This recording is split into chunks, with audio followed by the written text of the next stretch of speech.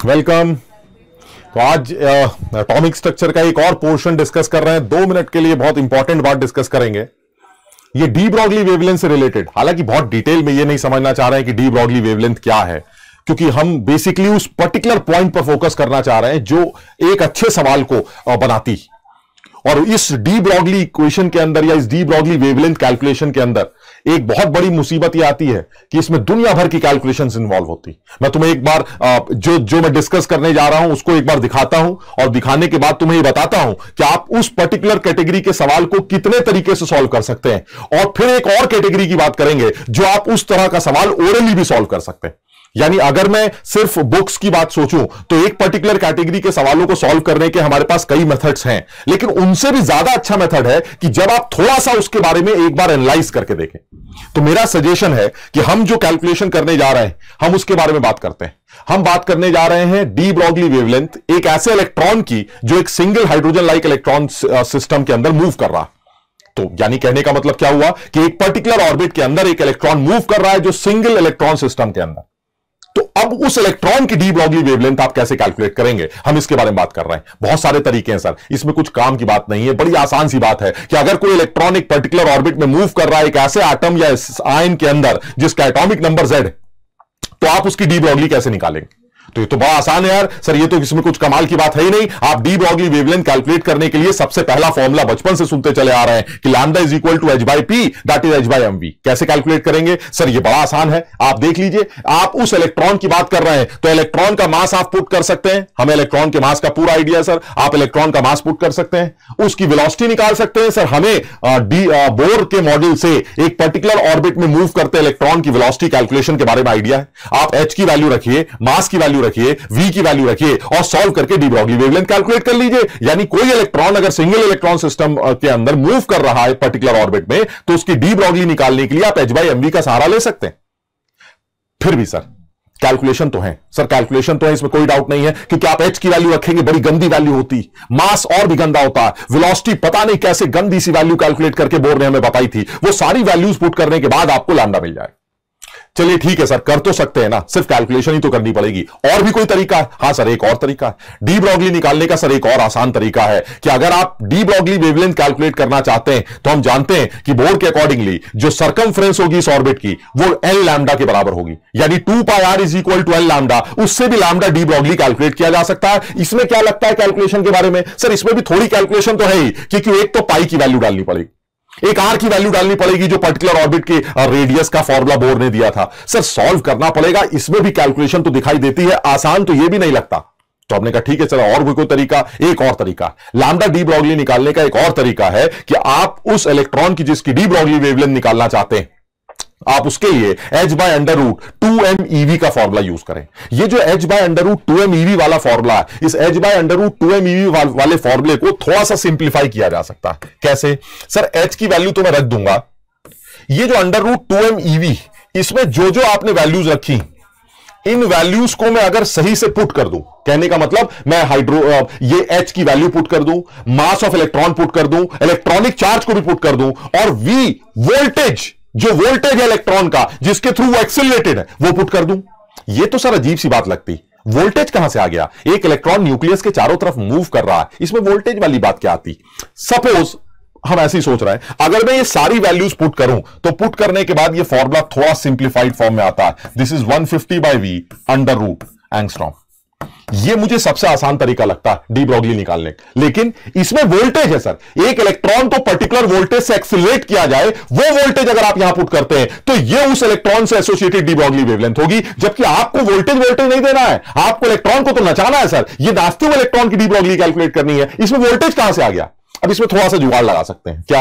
अगर इलेक्ट्रॉन किसी particular orbit में मूव कर रहा है तो उसकी कुछ ना कुछ काइनेटिक एनर्जी जरूर होगी।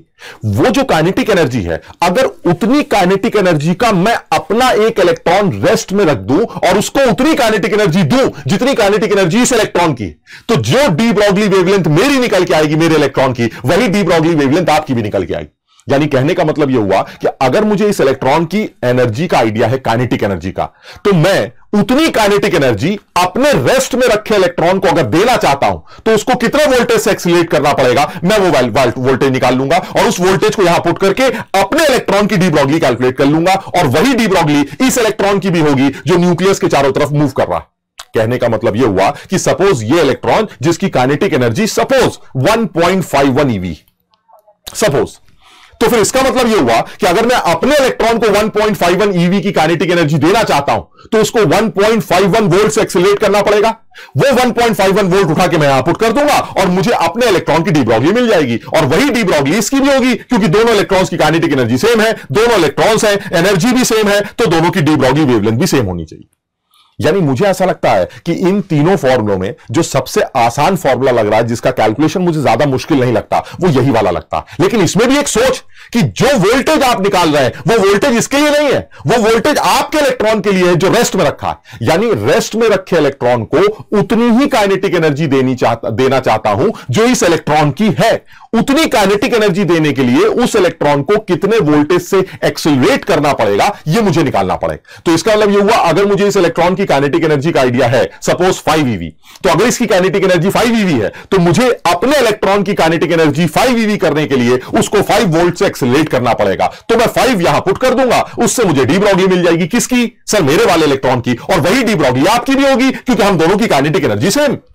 यानी ये वाला मेथड रिलेटिवली ऊपर के दोनों मेथड से बेटर लगता, लेकिन यह भी एक बड़ी अच्छी सोच। जनरली बच्चों को यह नहीं समझ में आता कि ये वोल्टेज कहां से आ गया सर, एक इलेक्ट्रॉन न्यूक्लियस के चारों तरफ नाच रहा है, इसमें वोल्टेज बीच में कहां से आ गया। वाकई में वोल्टेज कहीं नहीं, लेकिन मैं ये कह रहा हूं कि जिस इलेक्ट्रॉन को आप नचा रहे हैं उसकी जितनी भी काइनेटिक एनर्जी, अगर वही काइनेटिक एनर्जी मुझे अपने इलेक्ट्रॉन की लानी हो तो जितने भी वोल्टेज से एक्सीलरेट करना पड़े वो वोल्टेज उठा के यहां पुट करके मैं अपने इलेक्ट्रॉन की डी ब्रॉगली निकाल लूंगा और वही डी ब्रॉगली उस इलेक्ट्रॉन की भी होगी जो न्यूक्लियस के चारों तरफ मूव कर रहा।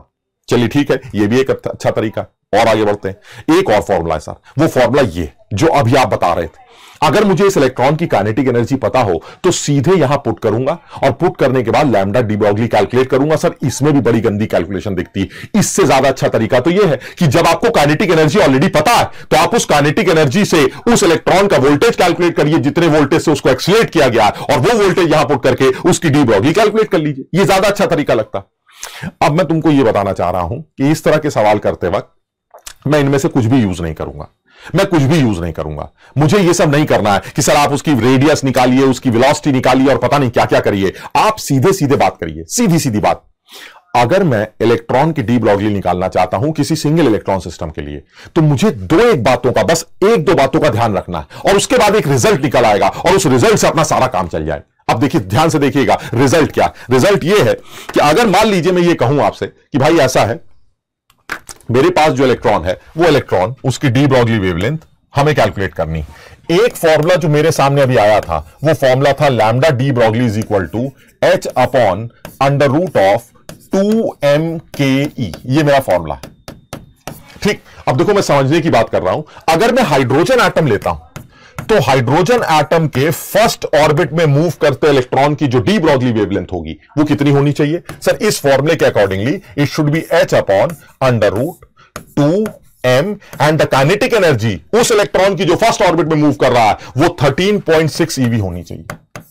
This is the kinetic energy. मैं यूनिट्स वगैरह के बारे में नहीं सोच रहा हूं अभी। ठीक, सपोज ये वैल्यू सॉल्व करके एक्स आती है, ये मान लीजिए वैल्यू सॉल्व करके एक्स आती है। ठीक है सर, एक्स मान लेते हैं। अच्छा, यही इलेक्ट्रॉन अगर हाइड्रोजन के सेकंड ऑर्बिट में होता तो डी ब्रॉगली कितनी आती? सर इस केस में ये H upon under root 2m 3.4 आती, क्योंकि सेकंड ऑर्बिट में मूव करते इलेक्ट्रॉन की जो टोटल एनर्जी होती है वो -3.4 eV होती है और इसलिए काइनेटिक एनर्जी प्लस 3.4 eV होती है। सर यहां 13.6 का 3.4 रख देंगे। आप ध्यान से देखिए, जो 3.4 है इसको मैं लिख सकता हूं h upon under root of 2m 13.6/4, और जब आप इसको सॉल्व करेंगे तो ये 2x के बराबर आएगा। आप समझिए, 3.4 इज 13.6/4, 4 का अंडर रूट 2 होगा जो ऊपर चला जाएगा और यही x की जगह 2x हो जाएगा। अच्छा, यही चीज अगर मैं हाइड्रोजन के लिए थर्ड ऑर्बिट की बात करूं, अगर हाइड्रोजन के लिए आप थर्ड ऑर्बिट की बात करते हैं तो ये h upon under root 2m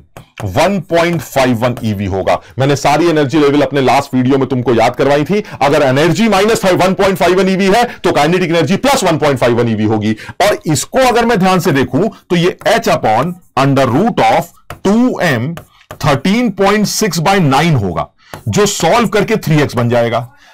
हमने कहा सर ये तो कुछ कमाल की बात हो रही है। क्या कमाल ये हो रहा है कि जो पहले ऑर्बिट में इलेक्ट्रॉन मूव कर रहा था हाइड्रोजन के अंदर, उसकी डी ब्रॉगली x थी। जो दूसरे वाले ऑर्बिट में नाचने लगा तो 2x हो गई, तीसरे वाले में 3x हो गई, so on so on so on. यानी फर्स्ट ऑर्बिट में अगर कोई इलेक्ट्रॉन मूव करता है तो उसकी डी ब्रॉगली x, सेकंड में 2x, थर्ड में 3x, फोर्थ में 4x। यानी मुझे एक चीज समझ में आ रही है सर, यानी जैसे जैसे आप ऑर्बिट बढ़ाते जा रहे हैं आपकी डी ब्रॉगली उसी के मल्टीप्लिकेशन में बढ़ती चली जा रही। कितना आसान हो गया सर। अगर आप मुझे x की वैल्यू बता दे तो मैं तो ओरली सारे आंसर निकाल लूंगा। लो बेटा, x की वैल्यू बता दी गई, x is suppose 10/3, almost 10/3 angstrom.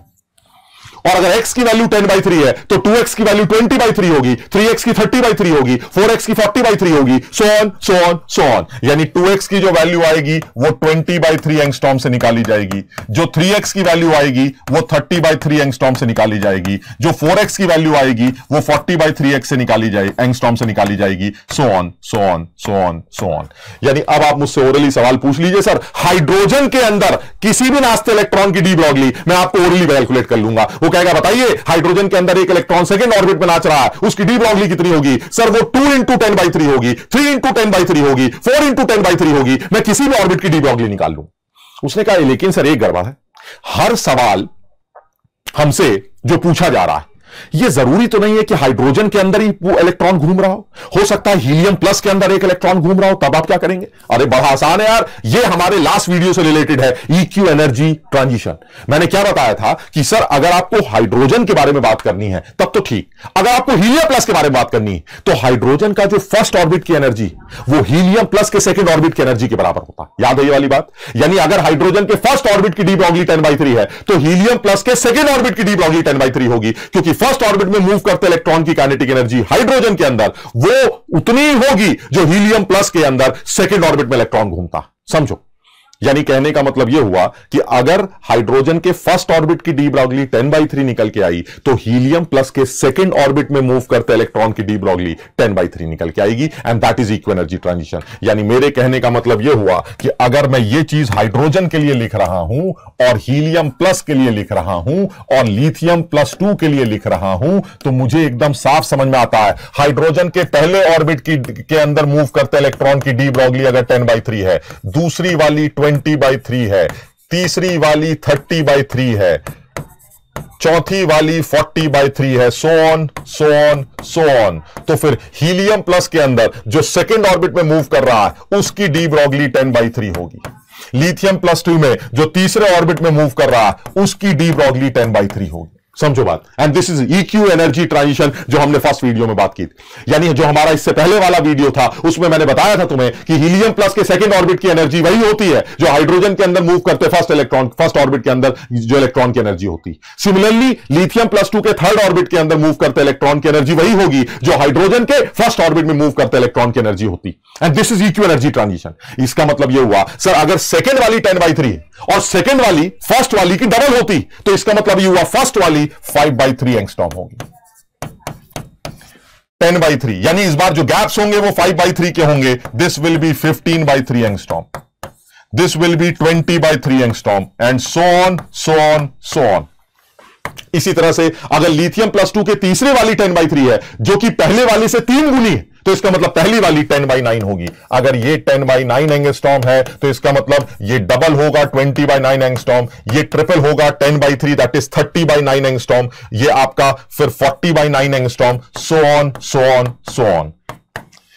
कितना आसान हो गया सर, ये जिंदगी आसान हो गई क्योंकि अब आप हाइड्रोजन के अंदर, हीलियम प्लस के अंदर, लिथियम +2 के अंदर, किसी के अंदर भी अगर मूव करते इलेक्ट्रॉन की डी ब्रॉगली किसी भी ऑर्बिट की निकालना चाहें तो अब आप ये काम ओरली कर सकते हैं। अगर आपको हीलियम प्लस के लिए आंसर चाहिए तो सिर्फ एक याद करना, हाइड्रोजन के फर्स्ट वाली डी ब्रॉगली आपने 10/3 याद कर ली बस। तो हाइड्रोजन के तो सारे निकल आएंगे 10/3, 20/3, 30/3, 40/3 सारे 10/3 के गैप्स आ जाएंगे। और हीलियम प्लस के लिए आपने इक्व एनर्जी ट्रांजिशन लगा लिया। हाइड्रोजन का पहला जो हमारा हाइड्रोजन का पहला ये हाइड्रोजन का जो पहला है वो हीलियम का सेकंड है और लिथियम का थर्ड है, एंड दिस इज इक्यू एनर्जी। ये हमने निकाला इक्यू एनर्जी ट्रांजिशन से, एंड दिस इज इक्यू एनर्जी वाला जो हमारा सिंपल कॉन्सेप्ट था जो लास्ट वीडियो में हमने डिस्कस किया।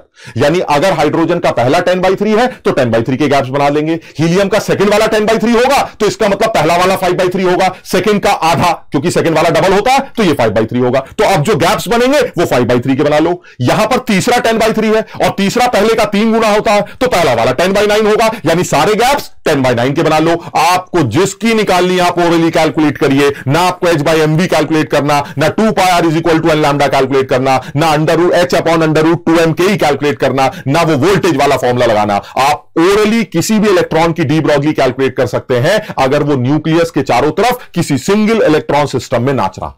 समझो इस बात को, यानी ये बहुत ही आसान सा कॉन्सेप्ट है। सोचिए कितना बेसिक एक ऑब्जेक्टिव बनाया जा सकता है ये सोचकर कि बच्चे के लिए ये थोड़ा सा कंफ्यूजन होगा, लेकिन जब आप इसको कैलकुलेट करेंगे तो ये बहुत आसानी से कैलकुलेट किया जा सकता है। और उस केस में जैसे सपोज मैं एक छोटा सा एग्जांपल ले रहा हूं, मान लीजिए मुझसे कहा जा रहा है कि एक इस एक्सप्रेशन का वैल्यू कैलकुलेट करके दिखाइए। Calculate the value of this expression, calculate the value of this expression. कितना बढ़िया सवाल है। इस एक्सप्रेशन की वैल्यू चाहिए, कितनी आएगी? लैम्डा हाइड्रोजन के अंदर चौथे ऑर्बिट का माइनस करिए लैम्डा हीलियम प्लस का 8वें ऑर्बिट का माइनस लैम्डा लिथियम +2 का दूसरे ऑर्बिट का। आपको इस एक्सप्रेशन की वैल्यू कैलकुलेट करनी। अब कुछ बच्चे ये सोचेंगे यार ये तो बड़ा मुसीबत वाला सवाल आ गया। क्यों? क्योंकि सर एक डी ब्रॉगली निकालने में तो बैंड बच जाती है, यहां तो 3 डी ब्रॉगली निकालनी है। हाइड्रोजन के अंदर मूव करते 4th ऑर्बिट के अंदर इलेक्ट्रॉन की डी ब्रॉगली, हीलियम प्लस के अंदर मूव करते 8वें वाली डी ब्रॉगली, फिर उसको डिवाइड करना है लिथियम के अंदर 2nd ऑर्बिट वाली डी ब्रॉगली। अरे सर बहुत टाइम लगेगा, ये तो कैलकुलेट करने में मुसीबत हो जाएगी। और जो समझदार है वो जानता है कि हाइड्रोजन के चौथे ऑर्बिट में मूव करते इलेक्ट्रॉन की जो एनर्जी होती है वो हीलियम प्लस के 8वें में मूव करते इलेक्ट्रॉन के बराबर होती है। इसलिए ये दोनों डी ब्रॉगली वेवलेंथ्स भी बराबर होंगी और ये फाइनल सॉल्व करके जो आंसर निकल के आएगा वो 0 है। यानी आप इक्वी एनर्जी ट्रांजिशन को यूज करके और एक छोटे से कॉन्सेप्ट को यूज करके कि सक्सेसिव डी ब्रॉगली वेवलेंथ्स वो धीरे धीरे मल्टीप्लाई होती चली जाती हैं। पहले वाली x है, दूसरे वाली 2x है, तीसरी 3x है, so on so on so on. बस आपने x की वैल्यू याद कर ली, ठीक। फिर आपने इक्वी एनर्जी कॉन्सेप्ट लगा लिया कि हाइड्रोजन का पता चल गया तो हीलियम का भी पता चल जाएगा, लिथियम का भी पता चल जाएगा। और फिर इक्वी एनर्जी कॉन्सेप्ट को यूज करके डबल ट्रिपल करते करते आप किसी भी ऑर्बिट में मूव करते इलेक्ट्रॉन की सिंगल इलेक्ट्रॉन सिस्टम के लिए डी ब्रॉगली वेवलेंथ कैलकुलेट कर सकते हैं। यानी ये एक हमने यहां पर डी ब्रॉगली वेवलेंथ के बारे में डिस्कशन नहीं की है, हम यहां पर एक मुसीबत से बचना चाह रहे थे। वो ये था कि डी ब्रॉगली वेवलेंथ एक इलेक्ट्रॉन की न्यूक्लियस के चारों तरफ मूव करते हुए इलेक्ट्रॉन की निकाली कैसे जाती, उसमें दुनिया भर के कॉन्सेप्ट्स हैं, दुनिया भर के फॉर्मूले हैं। आप कोई भी फॉर्मूला लगाइए आपको कैलकुलेशन करनी पड़ेगी, लेकिन अगर आपने थोड़ा सा कल लगा लिया कि de Broglie wavelength successively double triple होती जाती है और एक की आपने याद कर ली, तो अब आप कैसे भी किसी भी सिंगल इलेक्ट्रॉन सिस्टम की इक्वी एनर्जी कॉन्सेप्ट से रिलेट करके किसी भी सिंगल इलेक्ट्रॉन सिस्टम के अंदर मूव करते इलेक्ट्रॉन के किसी भी ऑर्बिट में मूव करते इलेक्ट्रॉन की डी ब्रॉगली कैलकुलेट कर सकते हैं। तो ये बहुत ही आसान सा कैलकुलेशन है, आसान सी बात है, इसको आराम से समझ लेते हैं। इस तरह के छोटे छोटे कॉन्सेप्ट्स हम और लेके आएंगे। हम इसमें पूरा डी ब्रॉगली इक्वेशन क्या है वो सॉल्व करके या डिराइव करके नहीं देख रहे हैं, हम यहां पर ये देखना चाह रहे हैं कि पर्टिकुलरली इस कैटेगरी का सवाल जिसमें बच्चे कैलकुलेशंस में इन्वॉल्व होते हैं, उस पर्टिकुलर कैटेगरी का सवाल आप ओरली कैसे कर सकते हैं। यानी डी ब्रॉगली वेवलेंथ न्यूक्लियस के चारों तरफ मूव करते सिंगल इलेक्ट्रॉन सिस्टम के अंदर एक इलेक्ट्रॉन की कैसे निकाली जाती है, चाहे वो हीलियम हो, चाहे वो लिथियम +2 हो, चाहे वो हाइड्रोजन हो, चाहे वो बेरिलियम +3 हो, किसी भी सिंगल इलेक्ट्रॉन सिस्टम के अंदर मूव करते इलेक्ट्रॉन की nth ऑर्बिट में डी ब्रॉगली आप ओरली कैलकुलेट कर सकते हैं with the help of equi energy transition and particular de Broglie को, एक डी ब्रॉगली को याद करके। तो मुझे उम्मीद है कि इससे आपको बहुत ज्यादा फायदा होगा और इससे हम आसानी से ये चीज समझ सकते हैं। इससे इसको अगर आप समझते हैं, इसको अगर आप यूज करते हैं तो आपके कैलकुलेशंस में आपको बहुत आराम मिलता है। यानी हमने जो लास्ट वीडियो में डी ब्रॉगली इक्वेशन के बारे में और इक्वी एनर्जी ट्रांजिशन के बारे में डिस्कस किया है, इससे आपके बहुत सारे कैलकुलेशंस को अवॉइड किया जा सकता है और आप accurate answer without any time आप ओरली कैलकुलेट कर सकते हैं। तो इसी तरह के कुछ और भी वीडियोस छोटे छोटे ट्रिक्स के साथ, छोटी छोटी बातों के साथ जो बच्चे प्रिपरेशन कर रहे हैं उनको इन वीडियो से फायदा मिल सकता है। आप उनको देखें, उनको समझें और इन चीजों को लाइक करें। ठीक है ना? तो हम आज अगली वीडियो में फिर से मुलाकात करेंगे। अगली वीडियो में फिर एक छोटे से कॉन्सेप्ट को डिस्कस करेंगे जो थोड़ा सा इंटरेस्टिंग और। Thank you.